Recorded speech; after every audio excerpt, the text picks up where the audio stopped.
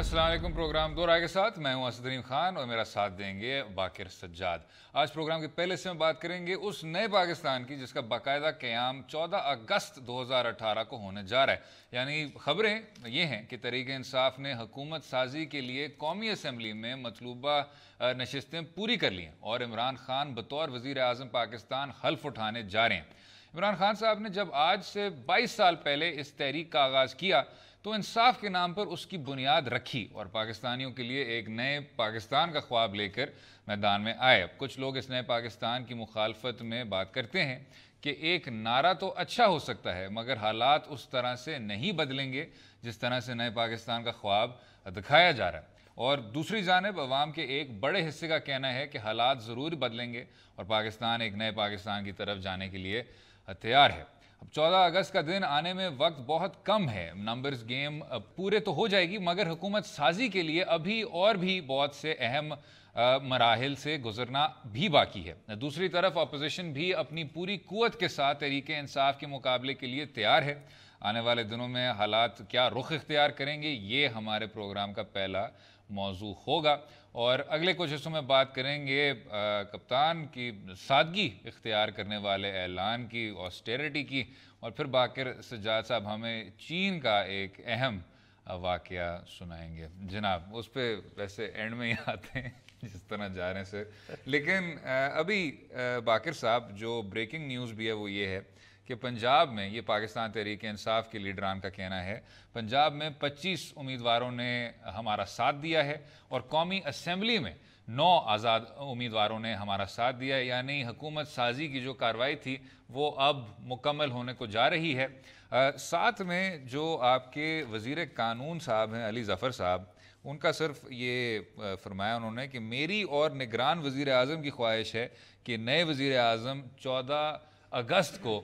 हल्फ उठाएंगे ताकि वो सारा जो कौमी एक फरवर है, सर सेंटिमेंट है, उसके साथ फिर वज़ीर आज़म एक हल्फ उठाएं और शायद नया पाकिस्तान की तरफ लेके जाएं। अच्छा, ये 14 अगस्त की जो डेट वो दे रहे हैं उसके पीछे एक पूरा लॉजिक है। अच्छा, वो इस तरह से नहीं है कि चूंकि उसका एक नोशनल वैल्यू है 14 अगस्त की इसलिए वो चाह रहे हैं कि नया वज़ीर आज़म 14 अगस्त को ही इनागोरेट हो। वो इस तरह से थोड़ा सा नाजरीन की उसके लिए वजाहत के लिए बता दें कि 10 दिन होते हैं इलेक्शन जीतने के बाद जो कैंडिडेट्स जीत जाते हैं कि अपने अखराजात के गोशवारे जमा कराएं, जो आज के आखिरी तारीख है। इसके बाद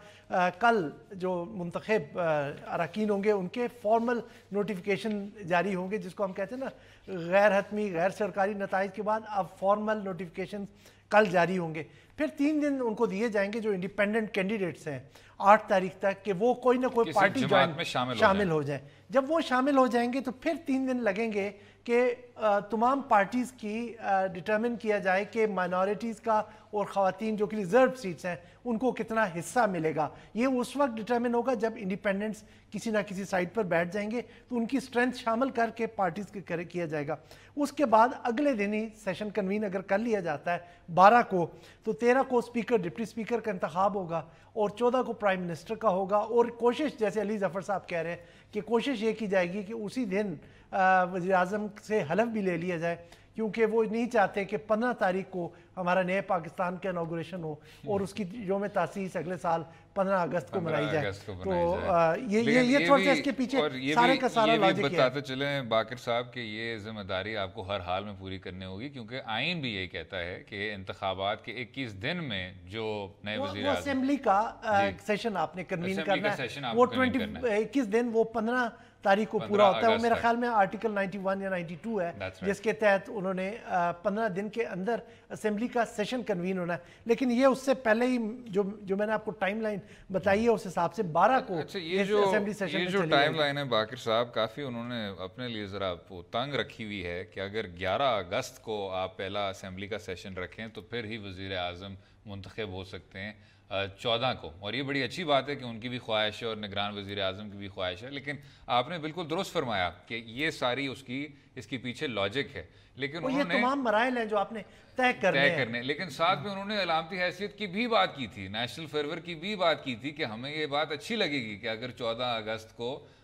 ये जो हुकूमत है ये उस तरह हल्फ उठाए? नहीं, ये आपके लिए एक वो जिसे कहते हैं कोइंसिडेंस हो जाएगा, एक अच्छा मुबारक दिन है कि जिस दिन पाकिस्तान का क़याम वजूद में आया, अब नई हुकूमत एक नए स्पिरिट के साथ काम करने जा रही है, तो वो 14 अगस्त से ही अपना स्टार्टिंग ले, तो ये यकीनन एक खुशाइंद बात है। लेकिन उन तमाम मराहिल तक पहुँचने के लिए 14 अगस्त ही तकरीबन या 15 अगस्त बनती है, जो कि ये डेट अवॉइड करना चाहते हैं। अच्छा, और इससे पहले कि हम नई हुकूमत पे आ जाएं जनाब, इसी प्रेस कॉन्फ्रेंस में वज़ीर कानून साहब ने ये भी फरमाया था कि जो निगरान हुकूमत है उन्होंने पूरी अपनी जिम्मेदारियां जो थी वो पूरी की, निभाई, और जो दरपेश बहरान थे, बेशक वो एनर्जी में हो, पानी में हो, बदअमनी में हो, वो भी उन्होंने मीट किया था। तो आपको क्या लगता है बाकिर साहब, ये बात बगैर किसी शक के एक निगरान हुकूमत है तो तारीख शायद इतनी ज्यादा तवज्जो नहीं दे पाएगी, लेकिन एज इट क्लोजेज आउट आप मुतमईन हैं कारकर्दगी से? मंडे को मेरे ख्याल में इनके सारे मिनिस्टर्स इकट्ठे को प्रेस कॉन्फ्रेंस करने जा रहे हैं। अपनी कितने दिन की इनकी हुकूमत थी, वो 60 डेज की होती है ना इनकी, उसकी अपनी कारकर्दगी पेश करने के लिए। वैसे इनकी कारकर्दगी, इनका रिपोर्ट कार्ड बनता नहीं है, क्योंकि इनके पास जो इलेक्शन एक्ट के तहत बिल्कुल डे टू डे अफेयर्स थे और कोई खास चीज़ नहीं थी। एक जो उन्होंने इलेक्शन को फैसिलिटेट करना था, वो करवाना भी इलेक्शन कमीशन ऑफ पाकिस्तान तक। अब इलेक्शन एक्ट 2017 की भी बात कर लें, जहाँ तक यही बात कि जी आप इंतखाबात को एक आज़ादाना मुनसिफाना तरीके से वो चलाएं,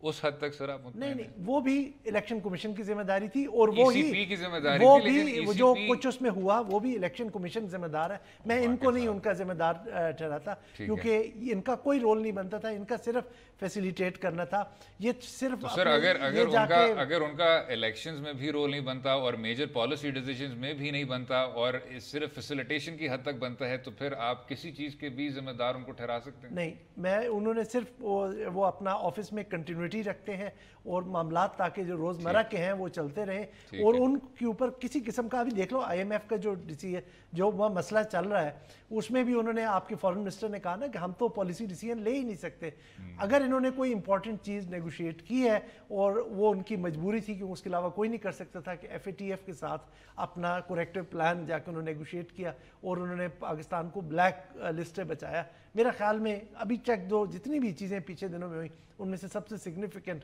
कंट्रीब्यूशन इस केयर टेकर गवर्नमेंट की यही थी। ठीक है बाकी साहब, आगे बढ़ते हैं सर, एक नया पाकिस्तान और एक नई हुकूमत की तरफ। जनाब, नई हुकूमत जो है उसके लिए सबसे बड़ा चैलेंज मेरा ख्याल में आज उनके एक MNA हैं, उन्होंने खुद ही ट्वीट में बताया कि सबसे बड़ा हमारे लिए चैलेंज और सबसे बड़ी ऑपोजिशन हमारी अपनी ही जो हाइप जो हमने क्रिएट की थी, जो एक्सपेक्टेशंस हमने क्रिएट की हैं कि एक साफ शफाफ हुकूमत देंगे, 10 मिलियन जॉब्स देंगे और लोग समझ रहे हैं कि उनके तमाम मसाइल का मदावा हो जाएगा। ये सबसे बड़ी जो होगी ऑपोजिशन होगी और बड़ा चैलेंज होगा, और इसको मैनेज करना ये सबसे ज़्यादा उनके लिए बड़ा मसला है। जहाँ तक आ जाए ऑपोजिशन की बात, वहाँ पर आपने देखा होगा कि अब वो ऑपोजिशन के जिसे कहते हैं थोड़ा सा स्टीम अब उसने लूज करना शुरू की है। अब उनका नाम भी सामने आ गया है कि alliance for free and fair elections. इसी पे बाकिर साहब, alliance for free and fair elections, ये जो नाम है, एक तो ये हम ज़रा भूल जाते हैं कि बिल्कुल फैफन या किसी NGO टाइप किस्म का नाम लगता है, लेकिन क्या इसका मतलब ये है कि वो धांधली के इल्ज़ाम से आगे बढ़ गए हैं? और फ्री एंड फेयर इलेक्शंस आखिरकार वो इन इंतखाबात को तो नहीं मानते, तो ये कोई मुस्तकबिल के आज़ादाना और मुनसिफाना इंतखाबात हैं जिनके गिर्द ये इत्तेहाद बना रहे हैं। फॉरवर्ड लुकिंग अप्रोच जरूर है, लेकिन अभी जब हम इस सेट पे बैठे थे और आपने देखा होगा कि मैं कुछ अपडेट ले रहा था, तो जो सेंस उनके उस अलायंस से भी मिल रही है वो ये है कि PMLN और पाकिस्तान पीपल्स पार्टी एक हद से आगे नहीं जाना चाहती। उनकी स्टेक्स हैं, वो क्यों आगे जाना चाहेंगी? कि वो जिस तरह का प्रोटेस्ट छोटी पार्टीज या जिन पार्टीज के लीडर्स असेंबली में नहीं लैंड कर सके, मौलाना फजलुर रहमान की कंसिडरेशंस और होंगी, ANP की और होंगी, PKMAP की और होंगी, ये जो पीपल्स पार्टी और PMLN है इनकी बहुत ज़्यादा स्टेक्स हैं। वो चाह रहे हैं कि पार्लियामेंट के अंदर ही हो, और अभी जो उनका स्ट्रेटजी बन रही है कि किसी तरह से जब ये असेंबली सेशन में जाए, 12 को जाती है, 11 को जाती है, तो वहाँ स्ट्रॉन्ग प्रोटेस्ट किया जाए, उसकी प्रोसीडिंग्स को डिस्टर्ब किया जाए, और ये आपका ये जो टाइमलाइन जिसको हम डिस्कस कर रहे हैं इसको थोड़ा सा अफेक्ट भी कर सकते हैं कि अगर इलेक्शंस को स्पीकर डिप्टी स्पीकर के अफेक्ट करते हैं, जो खुद से कैंडिडेट भी अपना लेके आ रहे हैं, जनाब ये प्राइम मिनिस्टर के इंतखाब, हमारी जमहूरियत के लिए ये बहुत खुशाइन बात है मेरे हिसाब से। اگر آپ نے اپنا نام رکھا ہے فری اینڈ فیئر الیکشن، اس کا مطلب یہ ہے کہ جو ماضی میں آپ پہ الزام لگے تھے بے شک 2013 میں یا 1990 میں پاکستان مسلم لیگ نواز پہ کہ جی انتخابات کو آپ نے رگ کیا، پھر وہ بعد میں کہتے تھے کہ جی جمہوریت ہے، یہ ریت پڑھنے دیں وغیرہ وغیرہ، اب اس بیانیے سے ہٹ کے جب وہ الزام یہ لگاتے ہیں کہ جی ہمارے خلاف ہوا، تو یہ بڑی اچھی بات ہے کہ ان کے ڈسپوزیشن میں بھی ایک طرح سے تبدیلی دیکھنے کو ملی، اور شاید پھر ہم یہ پر امید ہو سکتے ہیں کہ 2023 میں ساری سیاسی جماعتوں کو لگے گا کہ دھاندلی جو ہے وہ بری چیز ہوتی ہے۔ یہ کہ یقیناً اس میں ہم جو پیش رفت دیکھ رہے ہیں کہ پولیٹیکل پارٹیز اب محسوس کر رہی ہیں کہ ملک میں سٹیبلٹی ہو اور یہ جو دھرنا پالیٹکس اور اس سے ہم آگے بڑھے، یہ ان کا جمہوری حق ہے کہ وہ پروٹیسٹ کریں جس چیز کو وہ مناسب نہیں سمجھتے، اور ان کے لیے ریگنگ ایک بہت امپورٹنٹ چیز یا ایک ایشو ہے، وہ سمجھتے ہیں کہ ان کا مینڈیٹ ان سے چھینا گیا، وہ اس کو ایجیٹیٹ کرتے رہیں گے اسمبلی کے اندر ایک جمہوری طریقے سے کرتے رہیں گے، اور یہ ایک میرے خیال میں ہم پروگریس ضرور کر رہے ہیں جو آگے جا کر، لیکن اس سے ان کی جو شاید جو اتحادی جماعتیں ہیں جو جس سے میں نے پہلے ذکر کیا چھوٹی جماعتیں ہیں، وہ ان پہ پریشر ضرور ڈالتی رہیں گی کہ اس اس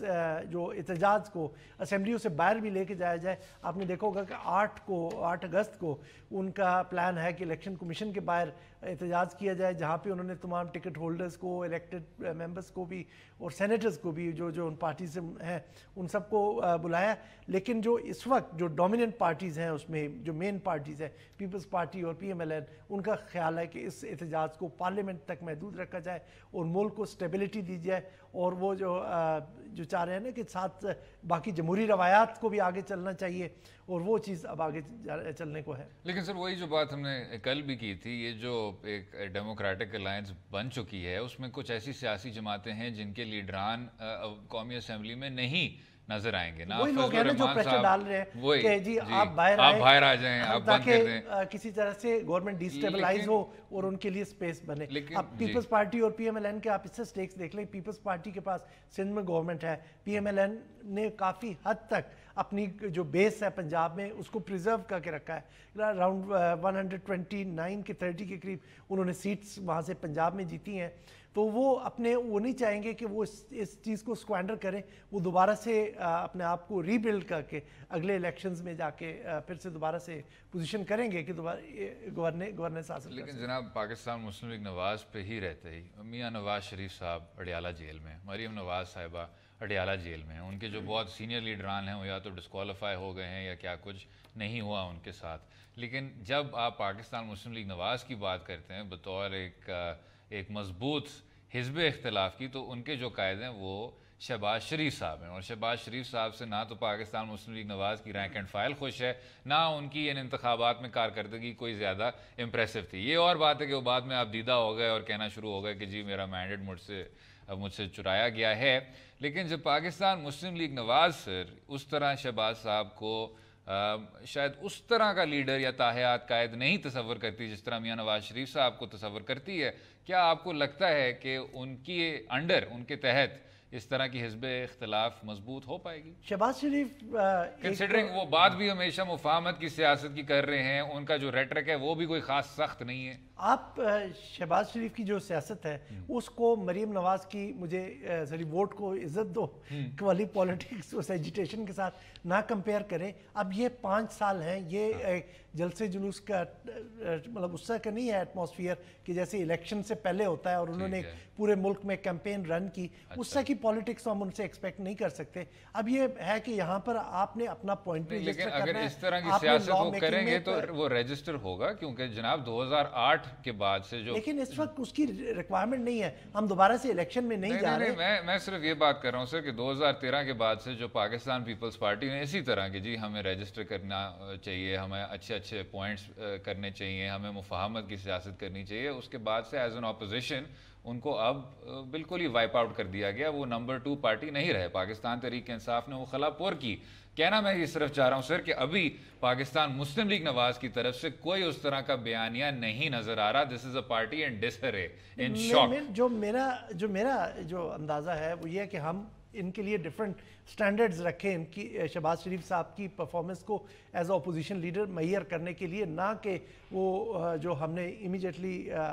नवाज शरीफ साहब की वजारत उज़्मा से अलहदगी के बाद जो कैंपेन देखी थी वो एक प्रोटेस्ट और एजिटेशन कैंपेन थी। यहाँ पर एक डिफरेंट क्राइटेरिया के तहत हमें उन्हें देखना पड़ेगा। यकीनन वो थोड़ी सी मुफाहमत पसंदाना सियासत करते हैं, और जो हम गुड कॉप बैड कॉप तो बड़े अच्छे से PMLN की तो राय इम्तियाज़ रहा है, तो अभी हमें शायद गुड कॉप ही नज़र आए। लेकिन हम उम्मीद ये करते हैं कि जो पार्लियामेंट की प्रोसीडिंग्स में वो एक्टिवली पार्टिसिपेट करेंगे, लेजिस्लेशन में करेंगे, और जो अवाम का नुक्ता नज़र पहुँचाएंगे। जहाँ तक आपने पीपल्स पार्टी की बात की कि उन्होंने एहतजाज नहीं किया, उन्होंने एक से मैं कंप्लीट कर दूँ कि उन्होंने एहतजाज नहीं किया, उन्होंने जो लोगों की रिजेंटमेंट थी उस वक्त की पॉलिसीज़ के बारे में उसको भी रिफ्लेक्ट नहीं किया। यहाँ हम एक्सपेक्ट करेंगे कि शहबाज शरीफ एटलीस्ट लीडर ऑफ अपोजिशन होते हुए लोगों के पब्लिक ओपिनियन को पार्लियामेंट में रिफ्लेक्ट करें। चलें बाकर साहब, मैं भी यही उम्मीद करता हूँ कि शहबाज शरीफ साहब उसी तरह का पॉइंट रजिस्टर करेंगे और अवाम के लिए एक तरह का आईना बनेंगे। अगले हिस्से में बात करेंगे इमरान खान साहब की ऑस्टेरिटी पॉलिसी की। रहिएगा हमारे साथ।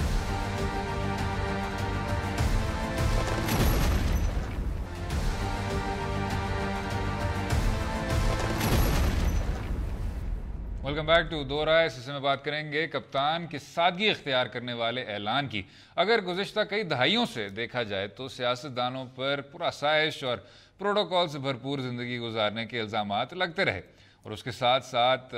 हर आने वाली नई हुकूमत ने दावा किया कि हम सादगी इख्तियार करेंगे और अपने अखराजात कम करेंगे, मगर अमली तौर पर यह देखने को ना मिला। अब तहरीक इंसाफ के चेयरमैन जनाब इमरान खान साहब ने अपनी पहली ही तकरीर में इस सादगी को अपनाने का अज़म किया है, और उसकी इब्तिदा अपने घर यानी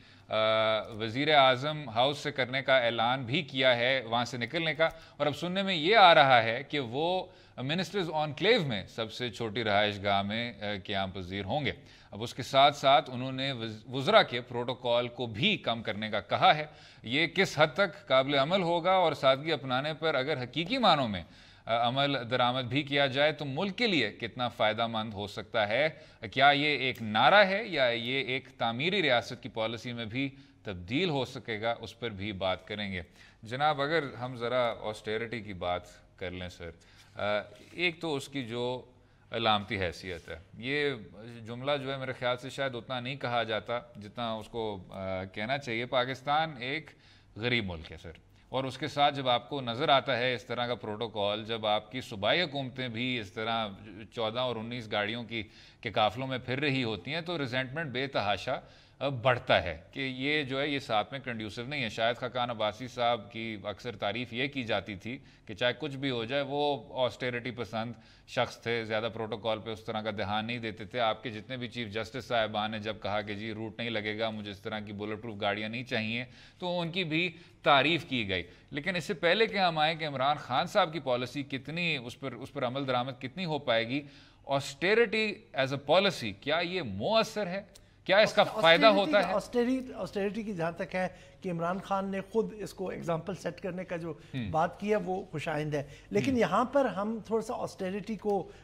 उसकी जो प्रॉपर सही मानों में उसको हम लेते नहीं हैं। हम जो करते हैं कि जी हम ऑस्टेरिटी जब करने जाते हैं तो ठीक है, इस तरह की अलामती इक़दाम के अलावा हमारी जो मुराद होती है कि वो जो पब्लिक सेक्टर डेवलपमेंट प्रोग्राम है जिसमें छोटे छोटे आपके जो स्कीम्स होती हैं डेवलपमेंट की वो होती हैं, उनको हम कट करते हैं, जॉब्स को कट कर देते हैं, सैलरीज पेंशन्स पे कैप्स लगा देते हैं। ये एक्चुअली नहीं है ऑस्टेरिटी। ऑस्टेरिटी के लिए आपको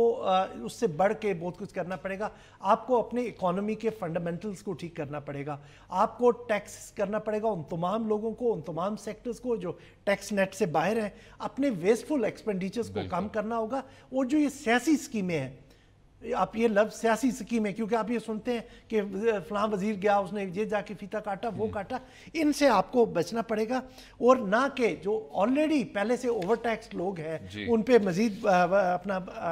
बोझ डाले, और जो आपके सेक्टर्स पहले से ही पैसे का, डेवलपमेंट सेक्टर जो है उसमें पैसे की कमी है, उसको कम करें। ये आपने बहुत अच्छी बात की बाकिर साहब कि हम जब बात करते हैं ऑस्टेरिटी की तो हमारी जो हद होती है वो ये होती है कि जी आपके प्रोटोकॉल कम हो जाएगा, आप रूट बंद कर देंगे, आपके गार्ड्स कम होंगे, आप एक छोटे से घर में रहेंगे। लेकिन हम इस बात को समझते नहीं है कि उसका इतना इम्पैक्ट नहीं होगा। और हम ये बात भी नहीं समझते कि पाकिस्तान की जो मीशत है वो ऑस्टेरिटी से कुछ 20-30 साल अब एक्सपेरिमेंट कर रही है, क्योंकि यही जो आपके बुनियादी सर्विसेज हैं उसकी आप फंडिंग नहीं करते, क्योंकि पूरा वक्त आप इसी में ही लगे रहते हैं कि जी हम डेट रिपेमेंट अपना किस तरह करेंगे और बड़े बड़े महंगे महंगे जो इंफ्रास्ट्रक्चरल प्रोजेक्ट्स हैं उनकी हम किस तरह फाइनेंसिंग करेंगे। तो ये जो तफरीक करना ये बहुत ज्यादा अहम है। ये बिल्कुल सही कहा। इसमें आपका जो इशू जो सबसे ज्यादा आता है कि आपकी जो जियो स्ट्रेटेजिक पोजीशन थी, इसकी वजह से आपको फंड्स आसानी से मिल जाते थे, चाहे IMF से लोन मिलता है, किसी और बायलैटरल लोन मिलता है, या कोई आपको कोई ग्रांट दे देता है। तो उसकी वजह से यहाँ डच डिजीज हो गई है कि आप, इसका मतलब है कि एक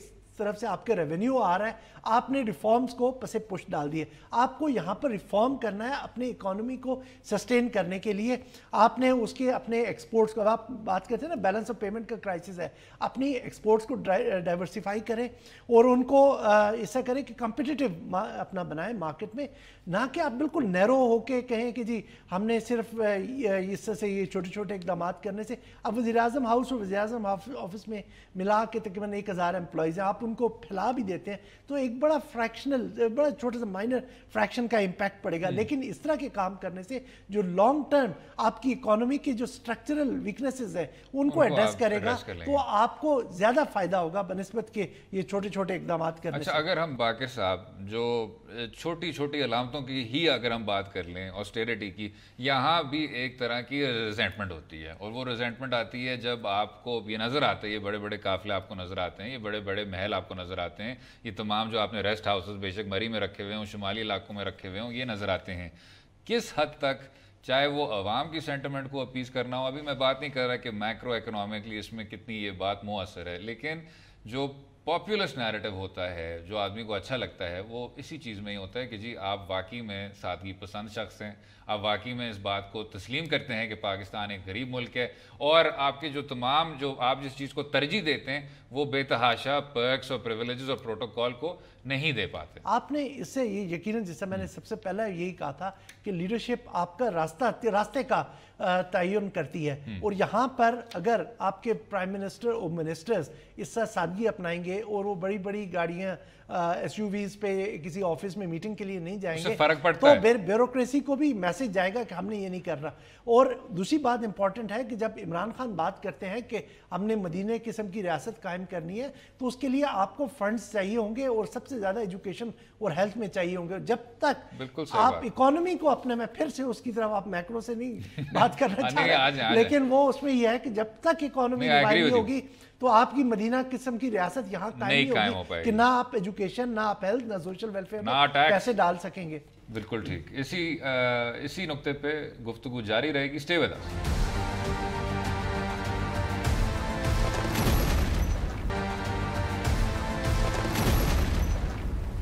वेलकम बैक टू दो राय। बात करेंगे इमरान खान साहब की तकरीब हल्फ बरदारी की, जिसमें पहले ये सुनने में आया कि गैर मुल्की सरबराहान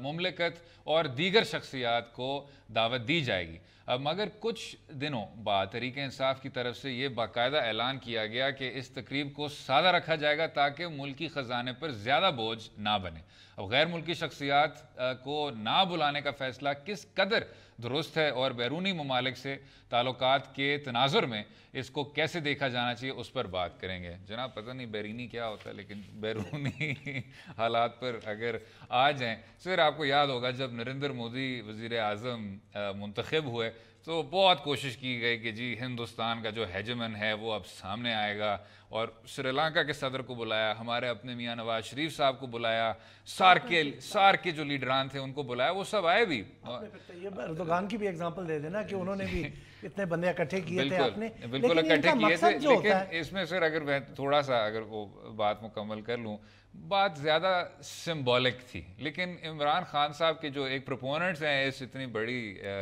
ग्लैमरस किस्म की इनॉग्रेशन की, वो बात करते हैं कि जी एक तो हिंदुस्तान के जो कुछ सेलिब्रिटीज़ हैं उन्होंने ख़ुद ये ख्वाहिश का इजहार किया था, इस ख्वाहिश को ज़ाहिर किया था कि जी हम आना चाहते हैं, ہم انوگریشن میں حصہ لینا چاہتے ہیں. لیکن دوسری جانب جو اب آپ آسٹیریٹی کی پالیسی کی بات کر رہے ہیں وہ ہے معیشت ورسز پروجیکشن. تو آدمی کو کہاں آنا چاہیے؟ نہیں، اس میں جو اس طرح کی جو ایونٹس ہوتے ہیں جس طرح کا اپنے مودی کا ذکر کیا اور میں نے آپ کو طیب اردوغان کا بھی یاد دلایا، ان کا مقصد ہوتا ہے کہ آپ دنیا کو بتائیں کہ آپ کے ساتھ کون لوگ کھڑے ہیں، پاور پروجیکشن ہوتی ہے، لیکن ہم ابھی اس لیگ میں نہیں ہیں. اور جیسے ہم نے پہلے بھی بس اتنا صحیح، ہم اس لیگ میں نہیں ہیں، بات ختم. نہیں، ابھی بات تو اب شروع ہو رہی ہے نا. اب اس کے بعد یہ ہے کہ ہم جیسے ابھی اس سے پہلے والے سیگمنٹ میں بات کر رہے تھے، ایک ہم مشکل صورتحال میں گزر رہے ہیں کہ جہاں پہ ہمارا بجٹ ڈیفیسٹ کہاں کا کہاں پہنچ گیا، بیلنس آف پیمنٹ کرائسس ہے. تو اگر ہم اس طرح کی ایکسٹرا ویگنٹ شو آف کریں گے تو لوگوں کو ہم کیا پیغام دے رہے ہوں گے؟ دوسری طرف دیکھیں، ہم آئی ایم ایف کے پاس تقریباً بیل آؤٹ کے لیے جانے والے ہیں، اور آپ نے اس سے پہلے ہی دیکھ لیا کہ امریکہ نے کس طرح سے اس پہ بھی واویلا کھڑا کر دیا کہ یہ تو چین کو پیسے دینے کے لیے امریکی ڈالر ہاں کہ وہ اکنامک سچویشن ایک جو ہوگی. دوسرا یہ ہے کہ اگر ہم اس طرح کی ایونٹس کرتے ہیں، اور آپ کو یاد ہوگا کہ امریکہ بھی اس طرح کی ایونٹس نہیں کرتا، کہ جب آپ ایک نئی آنے والی لیڈرشپ کو بہت جلدی ایک ڈپلومیٹک ٹیسٹ میں ڈال دیتے ہیں، کیونکہ انہوں نے ریسیو کرنا ہوتا ہے، وہاں پر بات چیت بھی ہو جاتی ہے سائڈ لائنز پہ. تو یہ چیز یہ ایک سیف پلے کرنے کا بھی ہوتا ہے کہ جناب آپ اپنی اس لیڈرشپ کو کنزرو کریں، کیونکہ جب وزیر اعظم کا انتخاب ہوتا ہے اور اس کے بعد ان کا حلف برداری کی تقریب ہوتی ہے تو اس کے درمیان اتنا ٹائم نہیں ہوتا کہ فارن آفس کی اور نیشنل سیکیورٹی کی ان کو بریفنگ دی جا سکے. آپ وہاں پر اس لیے احتمال ہوتا ہے کہ کہیں آپ ایسی کوئی غلط بات کہہ دیں، یا مس انڈرسٹینڈنگ بھی ہو سکتی ہے کہ آپ ان کو کچھ کہیں وہ اس کو غلط انٹرپریٹ کریں. اسی پہ میں نے صرف بات کرنی تھی جو دوسری جانب جو لوگ کہہ رہے ہیں، اور یہ میں سمجھتا ہوں تھوڑا سا سینیکل پرسپیکٹیو ہے، لیکن کیونکہ آپ کی گہری نظر رہتی ہے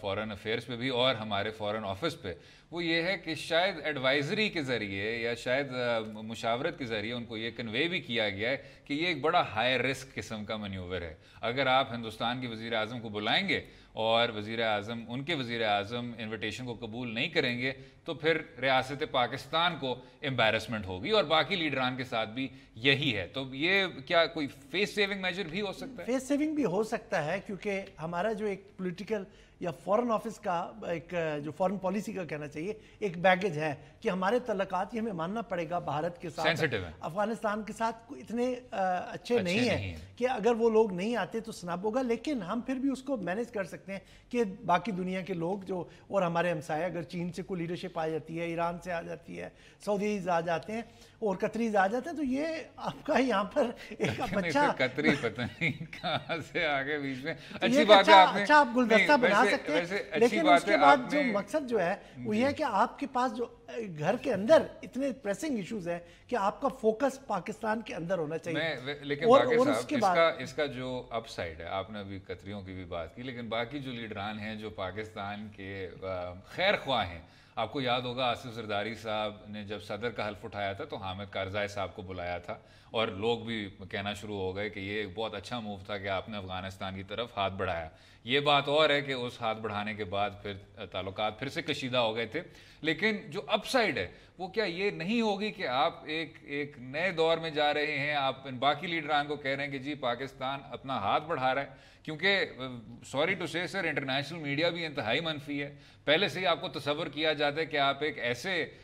ہمسائے ہیں جو 4 ہمسایوں میں سے 3 کے ساتھ اس کے تعلقات کا بس کانسٹنٹ اتار چڑھاؤ ہوتا ہے. تو اس کا اپ سائڈ نہیں ہو سکتا؟ نہیں،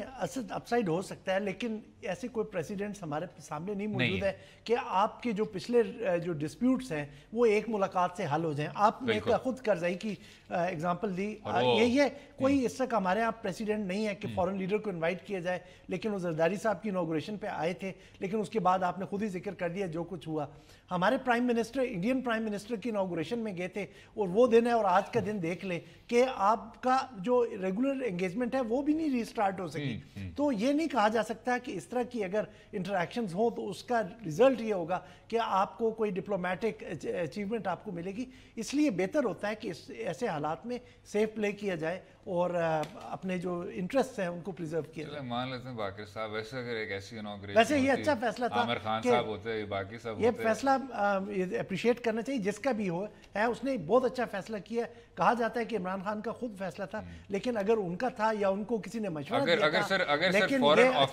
اگر فورن آفس کی ایڈوائس پہ یہ فیصلہ کیا گیا تو کیا ہم کہہ سکتے ہیں کہ باقر سجاد صاحب آج پہلی بار فورن آفس کی تعریف کر رہے ہیں؟ آپ کہہ سکتے ہیں, میں نے کہہ سکتے ہیں. اگلے حصے میں بات کریں گے چین کے صدر کے ایک اہم بیان کی. ہم چین کے صدر کے بیانات کی کیوں بات کر رہے ہیں اگلے حصے میں بتائیں گے آپ کو. اسٹے ود اس.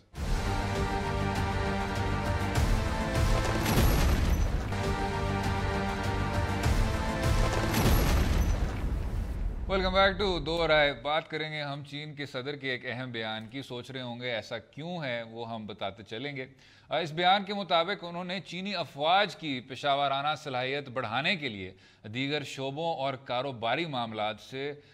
دور رکھنے کا حکم دیا ہے. چین کا یہ تھا کہ یہ 70s میں ان کا یہ بزنس میں ان کی انوالومنٹ شروع ہوئی, تو وہ بیسیکلی کنڈر گارڈنز جو ہے بچوں کے اسکول جو ہوتے ہیں ان کے پبلشنگ ہاؤسز میں, ریئل اسٹیٹ میں ان کے تھے. تو ان کے جو پریزیڈنٹ ہے ان کا ویژن ہے کہ ایک فائٹنگ فورس بنائی جائے جو بہت زیادہ انٹرنیشنل اسٹینڈرڈ کی ہو, کمبیٹ ریڈیو. اور اس کے لیے جو ان کو چیلنجز وہ سامنے تھا کہ ان کی ٹریننگ اپ ٹو مارک نہیں تھی, کرپشن تھی, ڈسپلن کے ایشوز تھے, پاور پروجیکشن کے مسائل تھے. تو وہ سب کو ایڈریس کرنے کے لیے انہوں نے کیا. آپ کو ایک بزنس ماڈل دوں کہ آپ کا کور بزنس ہوتا ہے. یہاں پہ ہم فوج کی بات کریں, اس کا کور بزنس ہے کہ فوج کی ملک کے فرنٹیئرز کی حفاظت کرنا. اگر آپ کی اٹینشن کمرشل انٹرسٹ میں ڈائیورج ہوتی رہے تو آپ اپنے ان کور انٹرسٹ کسی نہ کسی لیول پہ, چاہے آپ فیل کر رہے ہوں یا نہ کر رہے ہوں, آپ کے وہ کمپرومائز ہو رہے ہوتے ہیں. تو اس لیے بہتر ہے کہ آپ ان پہ توجہ دیں. آپ کی اور آپ کے ریٹائرڈ لوگوں کی ویلفیئر کا کام حکومت کا کام ہے, آپ اس پہ اعتماد رکھیں اور یہ اس چیز پہ چھوڑ دیں. اب یہ چائنیز نے جیسے اگزامپل سیٹ کی ہے, چائنیز آپ کو پتہ ہے کہ بہت زیادہ دور کی سوچ کے پھر فیصلہ کرتے ہیں. اگر انہوں نے 70s میں یہ فیصلہ کیا تو الٹیمیٹلی انہوں نے ریئلائز کر کے اب یہ واپس اس پہ چلے گئے. چلیں باقی صاحب, یہ بڑی اچھی بات ہوئی سر کہ ہم اتنا ایک براڈ کینوس دکھا سکے کہ چین سے لے کر پاکستان تک بڑے آپ کو اہم لنکیجز ملے. میرا خیال میں ہم ترکی کے بھی انتظار کریں گے کہ وہ سر آپ دیکھیں, آپ نے ایک سیگمنٹ میں چین کی بات کر لی, آپ اگر ترکی کی طرف جائیں گے تو سیگمنٹ کو بالکل ایک اور طرح کا رنگ مل جائے گا. خیر اگلے شو میں شاید وہ ٹرکی کی بھی بات کر لیں گے. امید ہے آپ کو آج کا پروگرام پسند آیا ہوگا. مجھے اور باقی سجاد صاحب کو اپنی رائے سے بھی آگاہ کیجیے سوشل میڈیا کے لنکس کے ذریعے, اور اجازت دیں کل تک. خدا حافظ.